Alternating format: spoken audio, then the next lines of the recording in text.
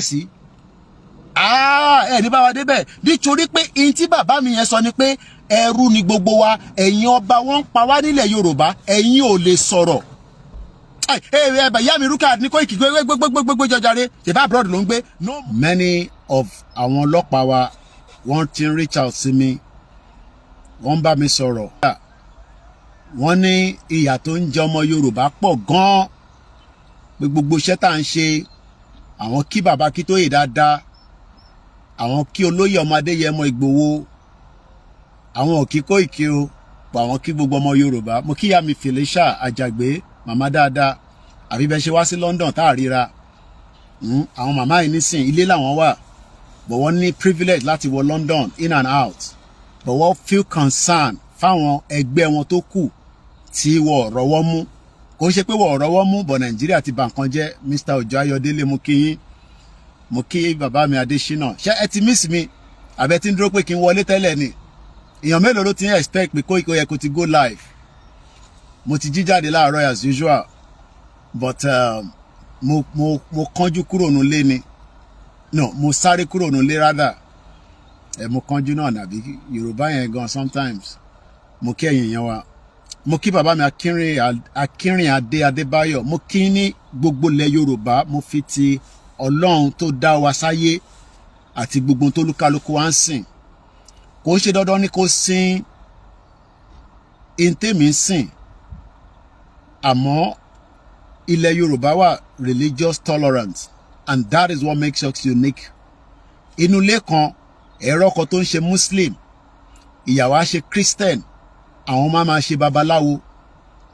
Àwọn kan tako, mo rá àwọn kan tó máa ń reach out sí mi pé tá bá ṣe allow ẹ̀sìn Mùsùlùmí àti Christian nílẹ̀ Yorùbá, nílé ìgbà Yorùbá nation.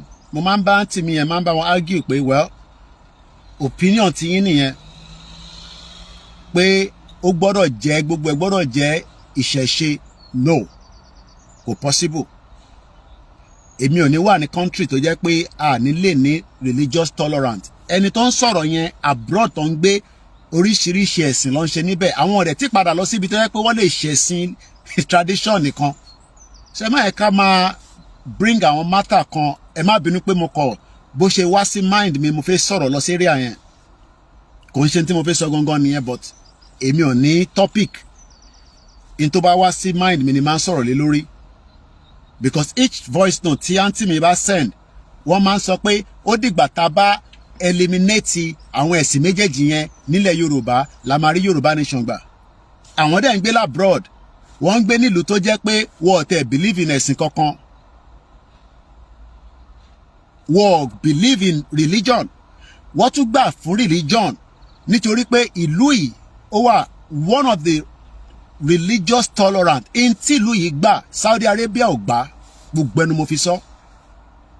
When it comes to religion acceptance ní United Kingdom, Saudi Arabia gan ò gbà. Ìgbà wo làwọn èèyàn bẹ̀rẹ̀ sí drive?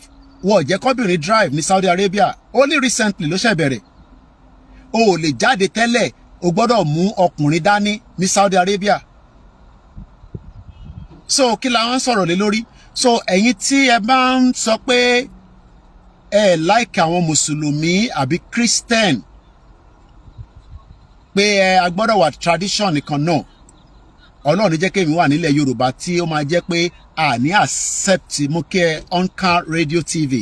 Ẹ bá máa follow gbogbo àwọn channels yìí lórí media, kẹ́dẹ̀ máa support wọn. Bẹ́ẹ̀ bá ṣe ń support Kóìkì, ẹ má gbàgbé gbogbo àwọn media tó kù. Èmi ò wà selfish. Mo dẹ̀ mọ̀ pé gbogbo alẹ́ fún lówó, àwọn ò ní lè máa sọ ni. Media kankan lè sọ pé wọ́n fún òun lówó. Tèmi kàn jẹ́ pé èmi máa ń tọrọ lójoojúmọ́ torí pé ó wà ethical, ibẹ̀ kan mo ń lọ láàárọ̀ ẹ̀. So kò possible pé a máa wà ní country kan, àwa ní àwọn tó jẹ́ Muslim Christian, àwa fọwọ́ rọ́ wọn àbí ká sọ wọ́n di minority. No. A gbọ́dọ̀ wà religious tolerant. Ìjẹ̀sìn kọ́là ń jà. I have specifically on my program stated this all the time. Ọlọ́run ní jẹ́ kémi jáde wá bá wọn jàjẹ̀ ẹ̀sìn. I'm not gonna fight for ìṣẹ̀ṣe. I'm not gonna fight for Muslim. I'm not gonna fight for Christianity. But I would defend the three. nílẹ̀ Yorùbá wọ́n gbọ́dọ̀ fún wọn ní the same equal right tó fún níṣẹ̀ṣe òun ló ń taba àwọn ẹlẹ́sìn kejì torí pé púpọ̀ mo rẹ̀ fi swear lẹ́ni ní ọjọ́ Jímọ̀ mo fi ṣépè so mo fẹ́ control mo kọ́kọ́ fi ṣépè tẹ́lẹ̀ ni mo tún wá rántí pé ní ọjọ́ Friday kò dá kí ó máa ṣépè ní gbogbo gbà èèyàn kan tẹ̀ sọ pé why do you continue to swear for people àwọn tí mò ń swear fún mọ́ra wọn èmi ò ní Ọlọ́run jẹ́ kémi ṣépè fún ọmọ Yorùbá tá a bá ṣépè fún ìyẹn ti sọnù ni a fẹ́ kó padà wálé la ṣe ń ṣépè fún gbẹ̀bẹ̀ kan mò ń lọ so mo fẹ́ kó wà ní psyche wa ní back of our mind pé tá bá náà fẹ́ country tí a dẹ̀ máa gbà ó máa jáde kò sẹ́ni tó máa dá dúró mo kí Mr. Bọ̀bọ̀ ó ní ìyàwó kan tó ń ta oúnjẹ ní Belfast ìyá dáadáa ibẹ̀ lèmi àtolóyè ti jẹun nígbà tá a lọ sí Belfast mo kí àwọn kún mi níbẹ̀ ẹ̀kọ́ àdúró tì ra tíkẹ̀ fún mi ni mo ṣe wá tẹ bá ti ra tíkẹ̀ fún mi màá sáré wá bá ń ṣe weekend kò easy mo next mo lówó tí máa dà káàkiri so anyway kí n fẹ́ kúrò lórí tẹlẹ́sìn yẹn mo fẹ́ kí gbogbo ọmọ Yorùbá mo fẹ́ yẹ kí ẹni ilẹ̀ Yorùbá kó wà intimidated pé àwọn tó ń pè pé wọ́n fẹ́ gba country wọ́n máa dá wàhálà sílẹ̀ nígbà tá a bá gba country yẹn tán constitution wa máa protect gbogbo wa whether o fẹ́ ṣe ẹ̀sìn tiẹ̀ constitution máa protect ẹ bí ṣe sọ lọ ní UK tèmi gbé yìí Muslim ni mí lóòótọ́ but wọ́n wà religious tolerant pé o lè ṣe kódà nígbà mi tẹ́ bá wo in táwọn èèyàn ń dá lára kò ń ṣe ọ̀rọ̀ Christian ni mo sọ nísìnyí àti Muslim o tẹ́ bá wo Hindu ni tẹ́ bá wo gbogbo àwọn ẹlẹ́sìn kejì wa ẹ máa béèrè pé UK wà religious tolerant irú society tèmi náà fẹ́ nìyẹn lọ́jọ́ iwájú a máa wá ní àwọn títọ̀dọ̀ tiwa tó jẹ́ ṣẹ̀ṣẹ̀ wa a máa fún wọn ní gbogbo privilege tí wọ́n ti gbà kúrò lọ́wọ́ wọn irú àwọn privilege wo ni kò sẹ́ni tó máa ṣe movie tó máa tako ẹ̀sìn ìṣẹ̀ṣe báwọn Nollywood ṣe àwọn gangan ló dá wàhálà sílẹ̀ gbogbo kíní yẹn kéré agenda ni kò yé wa tẹ́lẹ̀ Jesus wa ó na èṣù pa gbogbo nonsense kind of movie yẹn àní tolerate lọ́jọ́ iwájú because àwọn gangan ni wọ́n dá wàhálà sílẹ̀ sáàárín àwa tí a mọ̀ so I'm sure you all know what I'm talking about kí n má really go into the deep of it I'm sure ẹni tó bá ń wo Nollywood ẹ rí i pé lóòótọ́ tá a bá follow trend wọ́n máa ń gbé Jesus sókè ju Muhammad nígbà míì wá gbé Muhammad so all these kind of things are not good for society and this will not be tolerated in a Yoruba government. Kò kì í ṣe Yoruba government máa wáyé ọ̀nà ó ló máa gbà ìyẹn là ń tẹ̀nu lọ kó tó di pé mo yàbàrà síbẹ̀ yẹn torí ní ìlú òyìnbó aago wọn ní aago la fi ń ṣiṣẹ́ ó yá àwọn tó yé kọ́lọ́n kó ṣàánú wa. Religion is not a problem. Our character is the problem. We need love and understanding because we are all one. Check your mind and your character. Okay. Ìyẹn náà lọ bẹ́ẹ̀. Mo kí gbogbo alẹ́ nǹkan sí.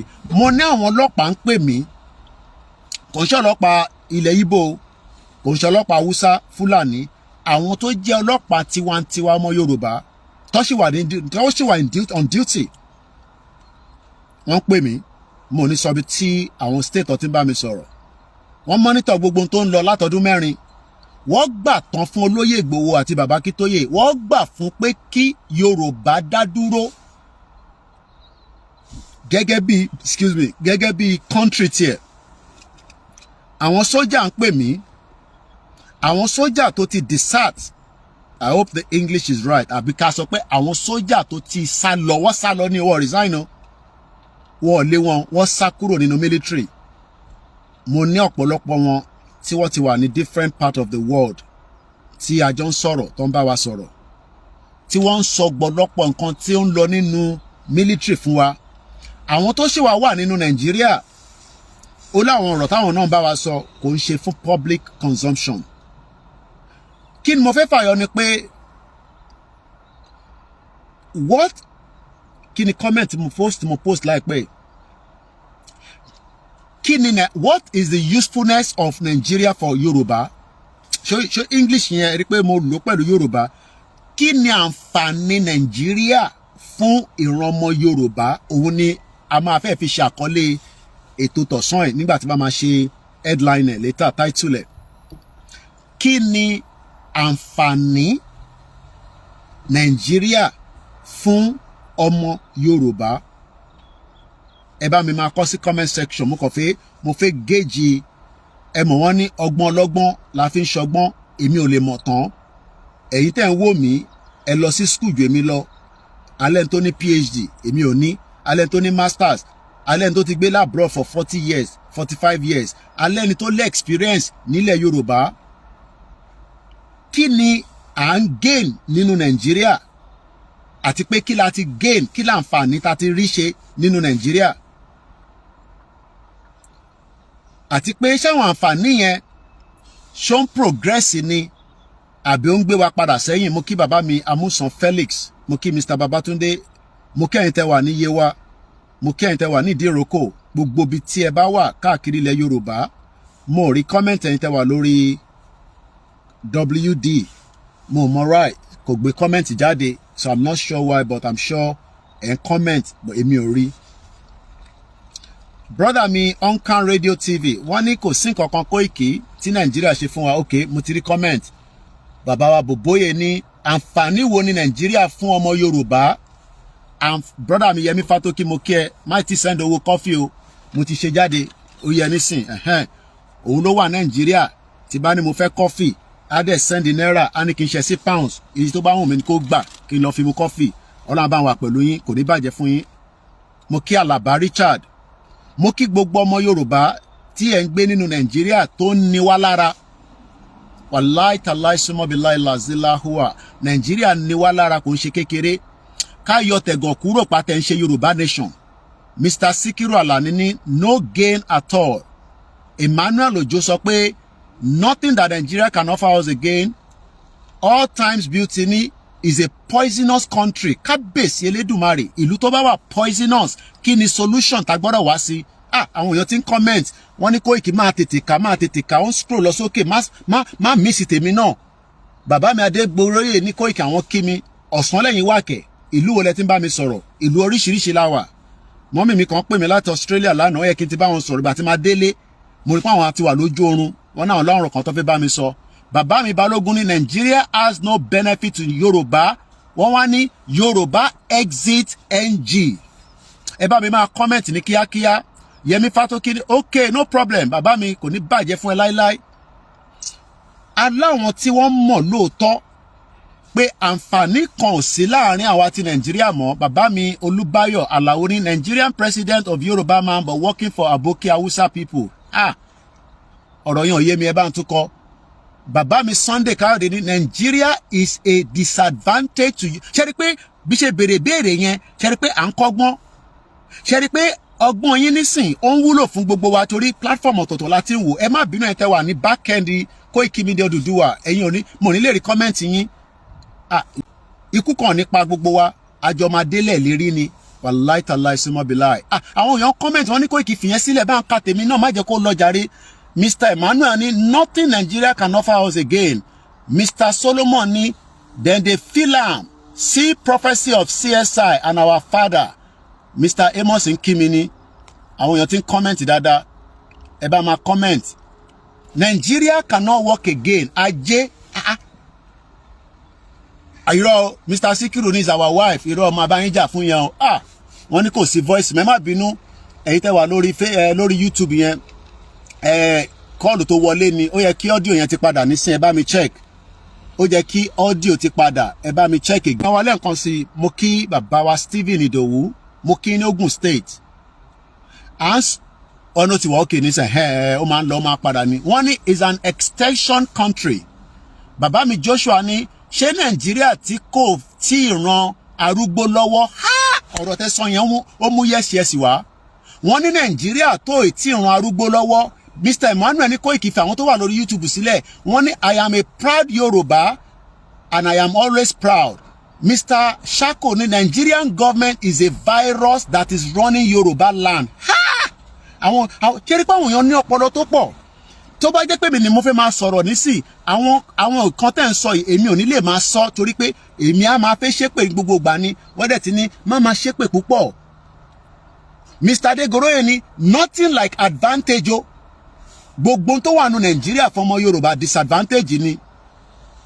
Mr. Abdullahi mo mọ̀ pé Muslim ni yín ẹni àgbo kẹ́tẹ́kẹ́tẹ́ Yorùbá yẹn máa ẹ mọ̀ káwa ti pẹ́ nílùú òyìnbó bọ̀ mo mọ̀ pé tẹ́ ń sọ ni pé Nàìjíríà yẹn Mr. Koiki àgbo Nàìjíríà yẹn ẹ jẹ́ ká dànù ẹ jẹ́ ká túnfọ̀ ká dá Yorùbá country sílẹ̀ ká tẹ̀ kọ́kọ́ mọ̀ mélòó ni wá.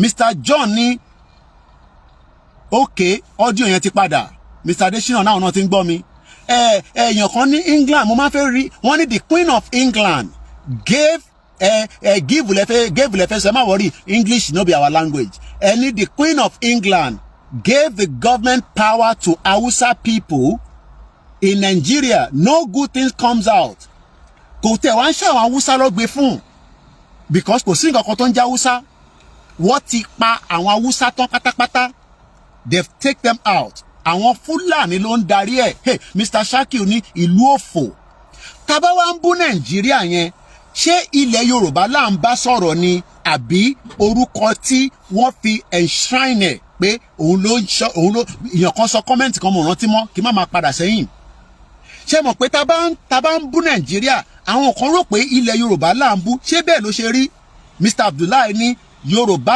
nation is the best solution Mr. Kilade ní Yorùbá did not gain anything from Nigeria ìrọ̀lẹ́pà mo disagree ṣé ẹ wá ń sọ nísìn pé Yorùbá ò rí nǹkan kan mú jáde lára Nàìjíríà all time beauty ní Koiki wẹ̀gbẹ́ bíbà Yorùbá land is fruitful Nàìjíríà là ń bú o wọ́n ní Yorùbá land is prosperous àwọn ìbò ńláńlá àwọn ò lọ sí school ṣé ilẹ̀ Yorùbá ni ká lé àbí ká tún máa protect Nàìjíríà torí pé protecting Nigeria kí ló ṣe fún èmi àtẹ̀yìn.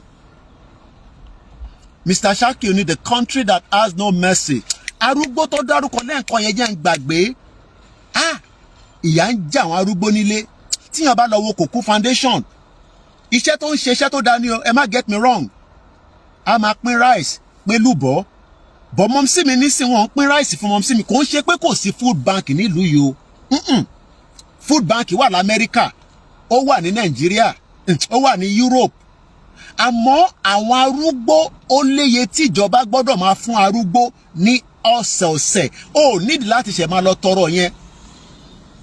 ìyàn kan béèrè pé when are you coming now my regard to Igboho security question ni ìyàn ń béèrè lọ́wọ́ ẹni tó jẹ́rú àwa báyìí pé nígbà wo lẹ̀ ń bọ̀ ẹ máa béèrè pé àwa tí ń múra dè yín tẹ́yìn bá máa dé irú question tẹ́ máa sọ nìyẹn tíyàn bá ń béèrè pé ìgbà wo ni Igboho máa dé Igboho tó wà ní Germany ó ti di security question ẹ dẹ̀ mọ̀ pé a gbọ́dọ̀ protect Igboho ẹ gbọ́dọ̀ protect èmi náà a gbọ́dọ̀ protect Baba Akintoye àbúkò yẹ yín bẹ́ẹ̀ yẹn.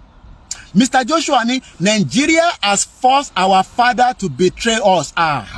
Níbo lẹ́yìn tún yà sí báyìí ṣé n tẹ́ ń sọ nísìnyí pé Nàìjíríà ó ṣe àkóbá fáwọn bàbá wa Tinubu àwọn ọmọ Yorùbá máa ń pè ẹ́ ó wà ní France nísìn bí ó wà lábẹ́ machine ni bóyá òun wò mí báyìí ni òun gbọ́n tá à ń sọ àwọn ọmọ Yorùbá sì ń sọ fún ẹ pé Tinubu ọ̀nà àbáyọ sì wà torí pé mo rọra ṣé kí n pe president bí a gbọ́ mi ṣé kí n pe president Tinubu bí a kó gbọ́ mi èmi ò gbàgbọ́ pé Tinubu máa fún wa ní Yorùbá nation àwọn ọmọ Yorùbá ní kí n sọ fún Tinubu pé president Bola Ahmed Tinubu padà wálé ọ̀rọ̀ yìí máa lẹ́yìn tẹ́ fi rẹ̀ sílẹ̀ kó ní orúkọ fi forúkọ sílẹ̀ má jẹ́ kó jẹ́ pé orí ẹ̀ ní Nàìjíríà máa ti di ogun kò ń ṣe àwa Yorùbá ò jagun o ẹ gbọ́ mi dáadáa o Ọlọ́run ní jẹ́ káwa jagun o bọ̀ à ń múra ogun lẹ̀ Ọlọ́run ní jẹ́ àjà ogun bọ̀ à ń múra ogun sílẹ̀ Ọlọ́run ní jẹ́ àjà ogun bọ̀ máa lọ múra ogun sílẹ̀ Ọlọ́run ní jẹ́ ká ja ogun bọ̀ máa lọ múra ogun sílẹ̀. Bàbá mi Abdullahi ní Koiki bá a máa kí Ìgbòho òòṣà jẹ́ kọ́mọ̀. wọ́n náà wọ́n ti tẹ̀síwájú local government, wọ́n náà wọ́n ò ṣe PDP mọ́, àwọn ò ṣe APC mọ́, àwọn ń dúró de olóyè àti bàbá Kítóyè bóyá tí Kóìkì náà bá tẹ̀lé wọn dé gbogbo akájọ jáde kájọ ṣe Yorùbá nation. Mr. Olúbáyọ̀ Àlàó ní Nigeria is 3 country. Wọ́n ní ìlú mẹ́ta ló ń bẹ nínú ẹ̀, Yorùbá ń bẹ nínú ẹ̀, Haúsá ń bẹ nínú ẹ̀, wọ́n ní Ìgbò náà ń bẹ nínú ẹ̀. Ṣé bẹ́ẹ̀ náà ló ṣe rí? Ṣé bẹ́ẹ̀ gangan ló ṣe rí? Àbí wọ́n parọ́? Kí ló dé tí ilẹ̀ Yorùbá tí wọ́n sọ pé ó wà fruitful, ó wà prosperous, kí ló dé táàrí tiwa ṣe níbẹ̀? Àwọn èèyàn gbọ́ mi mọ́. Peter Aládé ní Nigeria is calm. Òyìnbó yẹn ò yé mi o. Ṣé gọ́n lẹ fẹ́ sọ ni? Torí òyìnbó máa ń dàyàn lórí rú. Torí gbàtẹ́ ní Nigeria is calm yẹn, níbo ló calm sí? Mr. Rahim Abbas náà wọ́n kí mi o. Mr. Dashmayor ní Kóìkì àjagun o, but we will only defend ourselves and our land. Ṣé dandan ni pé ká defend the land wa? Ṣé right wa ni pé ká defend the land wa? Yẹmi Fatoki, brother mi yìí, ó wà òkè gan Nàìjíríà o, ìyà ò jẹ́ o, but ó ń wo tọjọ́ ọ̀la àti tèmi pé òun ò lè máa fún àwọn èèyàn lówó ní gbogbo ìgbà. Kì í gbéyàn wọlé ẹni tó ń send a request à ń ṣe yẹn ní bíbáyìí. Wọ́n ní please, let's leave Nigeria and go to Yoruba land. Ẹ jẹ́ a fi Nigeria sílẹ̀ ká lọ lẹ̀ Yorùbá. Wọ́n ní a country with no health care. Kò sí ààbò. Ẹ̀yin èèyàn mi, àsìkò ti fẹ́ máa tó mò ń bọ̀ ẹ ní sùúrù. Mò ń bọ̀. Yo, Derek. Yo. I'm just by the car park.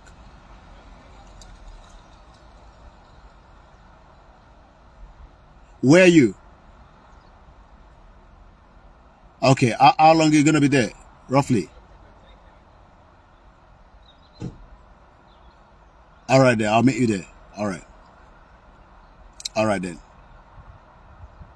You know the main car park where the what's it called? Where the Tesla is. That's where I'm parked.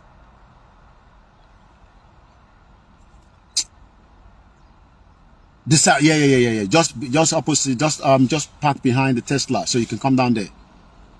All right, brother. Test. Ó dà pọ̀rọ̀ mi ò yá wọn yàn. Ẹ má bínú ẹ̀yin yan wa. Kọ́ọ̀lù tuntun wọlé ni o. Ẹ má bínú ẹ̀yin yan wa. Kọ́ọ̀lù kan tún wọlé ni. Kọ́ọ̀lù wọlé ni. Important call ẹni tí a gbọ́dọ̀ gbé. Mo kí ẹ brother mi Ọlánipẹ̀kun. Àwọn yẹn ṣiṣẹ́ ní Ifọ̀ local government. Mr. Kílàdé ní Kóìkì shut up, fi mí sílẹ̀. Jẹ́ ká bọ́ sórí M1 ká mọ bí tá ń lọ. Mo dẹ̀ fẹ́ show yín ní M1 lénìí o. Wọ́n ní Ghana is 40 million people. Àlàáfíà dẹ̀ ń débẹ̀. Benin Republic is 30 million. Àlàáfíà ń bẹ níbẹ̀. Kí ló dé tí ilẹ̀ tí wọ́n sọ yìí ìyá mi ló sọ o. Princess àbí all beauty. Wọ́n ní ilẹ̀ Yorùbá wà fruitful. Ó wà prosperous, but kí ló wá dé tí àjàǹfààní kankan lórí ẹ̀? Brother mi Ọlánipẹ̀kun ó ní farm báyìí nísìn, èmi ò mọjọ́ tó ti lọ sí farm mọ́. Bàbá mi Sunday ní our right ní Kóìkì, ẹ má sọ pé kò ní sógun o, but our right ní pé ká lọ defend ilẹ̀ yẹn. Wọ́n máa ti pa wọ́n tán ní gbogbo ilẹ̀ Yorùbá. Wọ́n ní Nàìjíríà, wọ́n ní country yẹn, wọ́n ní oorun so. Tí wọ́n bá dẹ̀ àwọn so kan wà tó bá jù kalẹ̀ báyìí kókó. Èmi dẹ̀ mọ àwọn so kan tó yẹ pé tó bá fẹ́ yin bọ́ǹbù yẹn tó dẹ̀ wà láàrin èrò wà máa rìn dé mọ́lẹ̀ wà á rò pé so yẹn kò ní rùn. Ó dìgbà tó bá ń lọ máa ní wú mess. Nàìjíríà ti mess, gbogbo ẹ̀ ń rùn pàpàpàpàpàpàpàpàpò. Wọ́n mú ayé wọ́n bàjẹ́. Wọ́n mú Yorùbá, wọ́n mú padà lọ sí ibi tí kò tẹ̀ jẹ́ ká máa sọ pé ibi báyìí la wà. Ẹ̀yin ọmọ Yorùbá, àsìkò tá gbọ́dọ̀ dìde tán lélẹ̀. Àsìkò tá gbọ́dọ̀ fọwọ́ kún ọwọ́. Gbogbo èyí tẹ́tí sún sẹ́yìn tẹ́lẹ̀. Dúpọ̀ Onítìrí ń parọ́ o, wọ́n ló tútù bẹ̀rẹ̀ irọ́ tó ń pa o, ó ti ń gbọ́ fìrífìrí, ara reason tá a lè pariwo síta púpọ̀ nìyẹn. Kùkùté, wọ́n ní Kóìkì pariwo Dúpẹ́ jáde mọ́, ẹ tútù dákẹ́, wọ́n ní Dúpẹ́ ó ti ń rá báyìí o bí èkúté, ó ti ń rá kùrùkùrù báyìí. Àròjú ẹ o, bọ̀ wọ́n náà ń fi voice note sílẹ̀, wọ́n wá gbé picture ẹ̀ sí. Ó ní document wà lọ́wọ́ òun. Ọlọ́wọ́ bá ìtàn Yorùbá a sì máa tún kọ. ó ní dọ́kúmẹ́ǹtì tóun fi gba country ó ní ọwọ́ òun nìkan ló wà kódà ó ní iwájú ọmọ òun lòun gbé síbà ẹ má bínú àsínú àwẹ̀ mọ́. ìyá mi Fọlákẹ́mi TV wọ́n ní àsìkò yìí gangan ló yẹ ká jáde wọ́n ní àsìkò tá a wà yìí ó wà very important pé ká tètè jáde ká ṣe ní ta bá fẹ́ ṣe ní kíákíá torí ọjọ́ kò dá pé ìgbà kan báyìí ká má máa fi èní dèní ọ̀la dọ́là. bàbá mi Gbénga ní má jẹ́ ká sọ̀rọ̀ jù ẹjẹ́ àtètè bọ́ sórí M1 kí ló ń pè ní M1 mọ́tòwé kan ni kò jìnnà síbi tí mo páàkì sí ní service lane yìí mo ti gbàbẹ̀ kọjá láàárọ̀ yìí.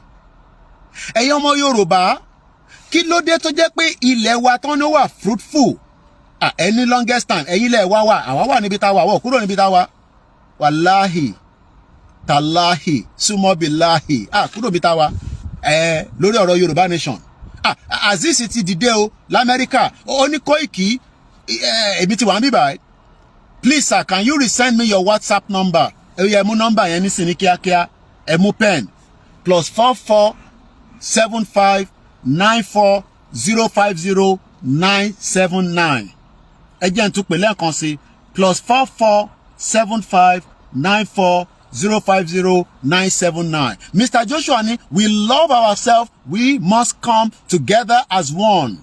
But àwọn tí Dúpẹ́ Onítìrí ò ní tẹ̀lé yín o. Baba, do you now remember my dream? Ọlánipẹ̀kun ní òbí òun sọ fún mi pé àwọn àlá kan tó ń lá.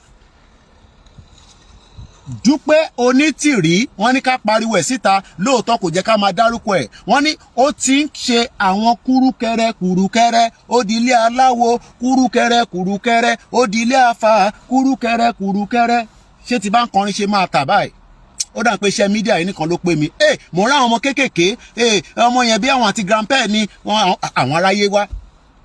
Kí ló dé tí ilẹ̀ Yorùbá tó sọ pé ó wà prosperous ó wà fruitful kí ló dé tí àárín kankan jẹ Mr. Sunday ní Koiki fọ̀rọ̀ Dúpẹ́ sílẹ̀ kò ní dọ́kúmẹ̀ntì kankan rọ́ ló ń pa ó ní dọ́kúmẹ̀ntì wà lọ́wọ́ òun ó ní dọ́kúmẹ̀ntì tóun fi gba Yorùbá country DRY Democratic Republic of Yorùbá ó ní ọwọ́ òun ló wà.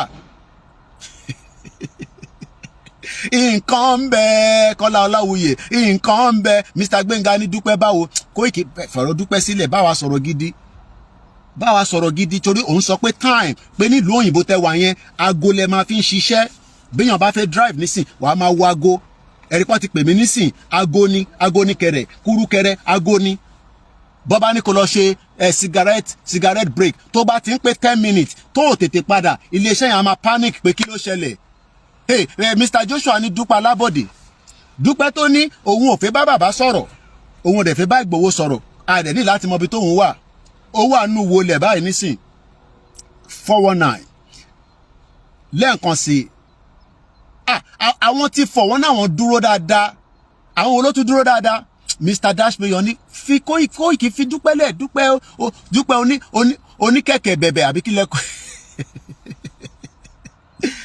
mo kẹ́yìn èèyàn wa lẹ́ẹ̀kan sí wọ́n ní she will be put to shame at end.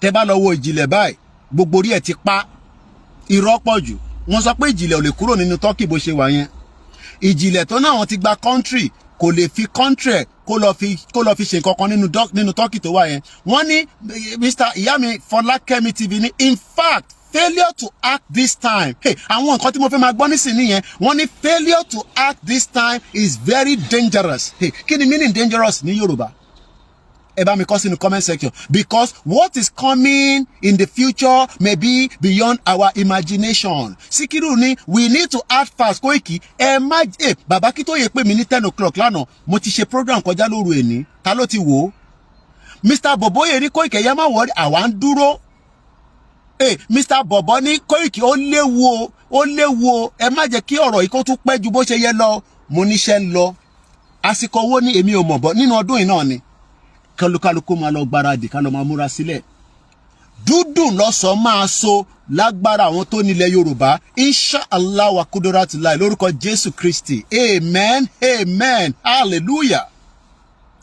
Àwọn tí fọ́n sọ fún mi pé Koiki ẹ̀yẹn má wọ́rì ní àdúgbò tiwa àwa ń múra sílẹ̀ ṣé ẹ̀yin náà múra sílẹ̀ ní Badagry ní gbogbo local government títí dé gbogbo Àtìbà ní gbogbo Òkè Ògùn àwọn Òkè Ògùn náà wọ́n ṣe tán mo kí gbogbo ẹ̀yin èèyàn wa lọ́hùn. Ìgbòho ò ní sí ní gbogbo ilẹ̀ Yorùbá àmọ́ Ìgbòho ní gbogbo wa. Bàbá Akíntóyè ò ní sí ní gbogbo Àṣàkẹ́ TV Yorùbá woman yẹn ó máa ń dá mi lọ́rùn sísítà mi dáadáa Ọlọ́run bá ń dúró tì yín. Wọ́n ní orílẹ̀-èdè Yorùbá la fẹ́ àwọn nǹkan English àwọn ọ̀gbọ́n English wọ́n lọ sí English school àwa la ṣàkóbá English. Ọlákìpẹ̀ tún ní àbí ó ní Kóìkì action anido wọ́n ní fọ̀rọ̀ Dúpẹ́ sílẹ̀ o Dúpẹ́ àwọn ọmọ tó ń tẹ̀lé Dúpẹ́ tó bá rí Ìgbòho tó jáde tán gbogbo wọn máa ya padà tó máa dé ni o. Yorùbá nation tá à ń sọ yìí kò ń ṣeré. Tẹ́ bá lọ wo program tí mo ṣe lóru èní mo farabalẹ̀ ṣe detail analysis tẹ̀ mo dẹ̀ jẹ́ kó pẹ́ 2 hours eléyìí ni second program tá à ń bá lọ lénìí. Mo dúpẹ́ fún bàbá Akíntóyè pé wọ́n ṣí ọkàn wa kúrò lára Nàìjíríà ní kíákíá. Ṣé mọ̀ pé tó bá yẹ pé bàbá Akíntóyè ò ṣí ọkàn wa kúrò ṣe làwa kan lè máa rò pé bóyá káwa náà lọ ṣe APC bí àtàwà bá débẹ̀. Ṣé mọ̀ pé at some point èèyàn kan ní I don't know how to reach you. Bá ti fún yín nọ́mbà nísìnyí kí lẹ tún béèrè ìgbà ọ̀la máa reach yín. A ti fún yín nọ́mbà nísìn ẹ̀yin tẹ́ bá fẹ́ reach wa ẹ lè reach wa. Gbogbo nọ́mbà mi wà lórí social media public number ni ẹ̀yin lè fi wá wa àwa wà níbi táwa. Ọlọ́run dẹ̀ ní jẹ́ ká sọnù mọ́ yín lọ́wọ́ ẹ̀yin náà dẹ̀ ní sọnù mọ́ mi lọ́wọ́. Gbogbo ìgbà kí ìgbà tí bàbá Akíntóyè bá ti ní ká jáde gbogbo àkàrà tó bá kó sínú epo la máa kó jáde. Bẹ́ẹ̀ ni kí gbogbo lẹ̀ tí ẹ bá wà ẹ lọ máa bẹ Ọlọ́run. Mo ò fẹ́ sọ pé kẹ́ lọ ṣògùn torí pé ó dà pé ìyẹn wọn máa ń dẹ́rù àwọn kan. Ẹ jẹ́ kó olúkálukú lọ padà ká lọ bẹ Ọlọ́run dáadáa pé àsìkò tá a fẹ́ jáde tán yìí kí àwọn ogun ọ̀run kó tẹ̀lé wa lẹ́yìn kó ṣí ojú àánú ẹ̀ wò wá kó má jẹ́ kí ọ̀rọ̀ pé Yorùbá nation yìí kò ní ṣeé ṣe kó yọ kúrò nínú ẹ̀. Ẹ lọ máa bẹ Ọlọ́run torí pé a máa jáde o. Kábíyèsí Elédùmarè èmi náà dé tán. Mo sì wà ní UK báyìí Europe ló ń pe bíbà mo dé tán lágbára Ọlọ́run. Tẹ́ bá fẹ́ pèsè nọ́mbà yẹn náà studio number lọ ti bá mi pin síta yẹn Mr. Gbenga nọ́mbà méjèèjì yẹn so ẹni tó ń náà wá nọ́mbà wa ẹ má yọ wá lẹ́nu. Àwọn èèyàn comment ẹ jẹ́ ń ka comment wọn. Ìyá mi Grace wọ́n ní DSS boss stated that every Nigeria in the zoo terrorist government should protect themselves. Equip yourself, defend yourself. Má jẹ́ kí Fúlàní pa ẹ́. Bó kò ń sọ̀rọ̀ Fúlàní lé ní ṣẹ́ni tí bá ń dárúkọ Fúlàní nìkan kò ń jẹ́ kí ọ̀rọ̀ Yorùbá nation fẹ́ yẹ́ lòmíì. Mo máa fẹ́ yẹ kẹ́ mọ̀ pé inflation in tó ń jẹ́ kébi máa pa yín tá a fi rí jẹ tá a fi rí mu Nàìjíríà ni. Ó dẹ̀ yọ kan. Reason tó ò lè lọ sí school tó bá wá di pé ó ṣe tán àbó tẹ̀ lọ àbó lọ àìmọye àwọn tó ti kàwé tó ti gba degree láti bí ọdún 5 kò níṣẹ́. Ọmọ Yorùbá ọ̀rọ̀ tó ń bẹ nílẹ̀ yìí èmi àti ẹ ló kàn ó wà lábroad ni ó wà nílé ni ó wà níbikíbi tó bá wà ní máa rántí pé torí ìran wa la ṣe ń sọ pé a fẹ́ Yorùbá nation. Nàìjíríà wọ́n ṣẹ̀ dá iléeṣẹ́ sílẹ̀ ní 1914 ló dá iléeṣẹ́ Nàìjíríà sílẹ̀ but ilẹ̀ Yorùbá tá à ń sọ̀rọ̀ ẹ̀ yìí ó ti ń bẹ ó dẹ̀ sì máa bẹ nígbà tí gbogbo wa ta bá dàgbà ta bá dògbò ta lọ bí tágbà ń rè. Ẹ̀yin ọba mo wo programu bàbá wa kan bàbá wa yẹn mọ̀ sí mi níṣẹ́ mo ti wò mo ní mo lè má mi sí program bàbá yẹn. Kódà bàbá yẹn bínú tán lánàá kinní kan Yorùbá kinní kan ló ń jẹ́ tí mo bàbá yẹn báyìí wọ́n máa ń jókòó báyìí àwọn ń ṣépè but àwọn ọ̀rọ̀ kan wà tó bá sọ báyìí ẹ mọ̀ pé èpè ń bẹ lábẹ́ wọn náà wọ́n ṣe wàhálà fún Tinubu tó fi wọ́ bẹ́ẹ̀. Ẹ ti mọ bàbá tí mò ń sọ yẹn ẹ ti mọ àwọn dádì tí mò ń sọ yẹn ẹ lọ wo ìtọ́ṣẹ̀ ṣe ní 20 hours ago wọ́n ní gbogbo àwọn ọba wa pátá wọ́n ní ẹrú ní gbogbo wa àtàwọn ọba àtàwa mo ní gbogbo ẹ ti wá dójú ẹ̀ bá ó ti di yọpọn yánrin àṣẹ̀ṣẹ̀ mẹ́yẹ bọ̀ lápò ni. Wọ́n ní gbogbo wa pátá wọ́n nítorí wọ́n ní àṣà ti iṣẹ́ Yorùbá kò ń ṣe Àṣàkẹ́ TV o ìyẹn yàtọ̀. Bàbá yẹn máa ń dé fìlà báyìí nígbà míì tó bá ń ṣe program lọ́wọ́ amúná mọ́ bíi 3 o'clock lọ́ máa ń ṣe program wọn ẹ lọ wo ìtọ́ṣẹ̀ṣe lánàá wọ́n ní gbogbo wa pátá lẹ́rú. Mo rí bọ̀bọ́ kan ọmọ UK base ni ó wá délé ó ní kán wo belt tí wọ́n fi ń gbé conveyor belt tàbádẹ̀ pariwo Yorùbá nation mọ̀ ní dárúkọ ẹ lọ sọ́dọ̀ Linda Ìkejì ẹ rí níbẹ̀. Èmi ń pariwo Yorùbá nation nísìn ǹjẹ́ òun náà tẹ̀ ń pariwo pé Yorùbá àwọn sì fẹ́ lọ́lé wọ́n fẹ́ lọ ṣe fàájì ṣe rò pé kóhùn èmi náà kémi náà pa gidi wálé ni nígbà tá a ṣe Yorùbá nation mo máa ń wálé at least ẹ̀mẹ́ta lọ́dún but nígbà tó di pọ̀rọ̀ Yorùbá nation dé àwọn èèyàn ló ní Koiki ò lè má pa gidi lọ báyìí bí tẹ́lẹ̀ mọ́ o torí pé o ti di public figure o dẹ̀ wà very important nínú movement yìí. So irú àwọn yẹn tẹ́ ẹ kọ́ máa bá wa dá sọ̀rọ̀ yẹn wọ́n ọ̀dá sí tọ́ba wá délé ó ń complain nípa airport ṣé ọ̀rọ̀ airport nìkan ló ń complain fún ó ti mọ tó ń ṣẹlẹ̀ ní agboolé ẹ̀ ìyàn kan ṣé tòótọ́ ni ṣé ẹrú ni gbogbo wa mò ń béèrè ni o Ọlọ́run ní ṣe wá lẹ́rú o Ọlọ́run ní ṣe wá lẹ́rú o. Àṣàkẹ́ TV náà máa ń sọ pé ó ń dárúkọ ó ní bẹ́ẹ̀ ni bàbá mi mo rò pé dárúkọ M1 ni mo fẹ́ ìyá yìí náà tún sọ̀rọ̀ M1 ni ẹ má ká sọ̀rọ̀ M1 mo kí àwọn fámìlì mi dáadáa wọ́n ti darapọ̀ àwọn dákẹ́ àwọn ṣàdúrà lọ pé ọmọ ń lo àwọn ò ní kú sínú kan tó ń ṣe ìjọ ẹlòmíì bẹ́ẹ̀ mi wá ṣe máa bọ́ sílẹ̀ ń wá ìrọ̀lẹ́ pa àwa náà kò ń ṣẹnu àwọn ó yẹ yín ká má fi gbẹnu sọ̀rọ̀ ẹni tó bá ní ẹ̀mí tiwa máa já sínú tagbé dání ẹ̀mí tí yín ló máa já sínú ẹ̀. Mo kẹ́ dáadáa sísítà mi báńkì mọ́mì láìpẹ́ láì jìnà ayọ̀ ló máa bọ́ sí ìyà tó ń jẹ gbogbo yín ẹ̀yin gan ló yẹ kẹ́ máa fowó ránṣẹ́ sí wa tó bá jẹ́ pé ilẹ̀ Yorùbá tó sọ pé ó wà fruitful ó wà this ó wà that ẹ̀yin ló jẹ́ kẹ́ máa fowó ìyà tá à ń jẹ nílùú òyìnbó yìí kò ń ṣe kékeré. Mo kí Pastor Mo wọ́n ti wọlé. Ẹ̀yin ọmọ Yorùbá kò sí ọ̀nà àbáyọ kankan kíyàn kankan má tún sọ̀rọ̀ 2027 máa sọ fún ìyá tó ń gbé lẹ́gbẹ̀ẹ́ lé ẹ tó ń sọ̀rọ̀ a máa dìbò sọ fún wọn pé kò sí kankan tó ń jẹ́ bẹ́ẹ̀ o ọ̀rọ̀ ìdìbò kan ló wà nílẹ̀ yìí o èmi ò sọ pé kò sí election 2027 yóò nígbà tí mo sọ bẹ́ẹ̀ ni pé kò ní sí election 2023 ṣe làwọn kan rò pé mi àti olóyè Ìgbòho àtàwọn kan a máa kógun wọlé ni ogun ti wá wọlé báyìí ogun wo ló wọlé ogun àríná àti band A àti band B àti band C ogun ti wọlé báyìí ogun ààrùn jẹjẹ ìyẹn tẹ̀sùn ìyẹn kú lọ rẹpẹtẹ ìyẹn kún bẹ̀ rẹpẹtẹ àbọ̀rọ̀mọ̀ yẹn nísìn ogun kò sí school ìyẹn wà nínú ẹ̀. Mo kí bàbá mi Moses mo kẹ́yìn ti America mo kẹ́yìn ti Canada. Nkankan radio ni we are not slave but Nigeria want to enslave us. Ṣé wọ́n ti enslave wa ni? Ọ̀rọ̀ yẹn ò yé mi o. Òyìnbó yẹn ó fẹ́ dà mí lórí rú.